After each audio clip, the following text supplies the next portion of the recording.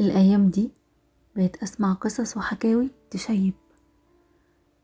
بقى الناس كلها مش عارفة الصح من الغلط. هو ده صح ان الناس ما تبقاش عارفة الصح من الغلط؟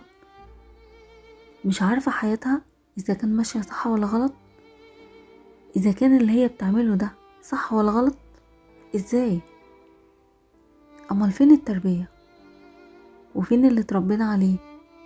وفين الحق والباطل والخير والشر؟ فين كل المفاهيم دي؟ راحت فين؟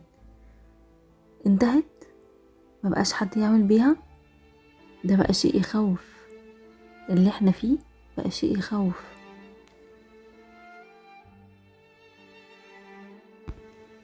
هو ليه دلوقتي الخيانة بقت سهلة والغدر بقى سهل؟ كله بقى سهل، بقى شيء طبيعي اني اغدر واخون واتكلم وانم. هي ايه اللي حصل؟ اللي حصل بجد؟ الناس الاول كانت بتخاف من ربنا، كانت عارفة ان ربنا رقيب عليها. دلوقتي بقت شيء طبيعي وما بيتكسفوش ان هما بيعملوا كده. لا، بيقولوا ان هما بيعملوا كده. الناس اتغيرت ولا ايه اللي حصل؟ الواحد حاسس ان هو كأنه في دوامة ومش عارف مين الصح ومين الغلط.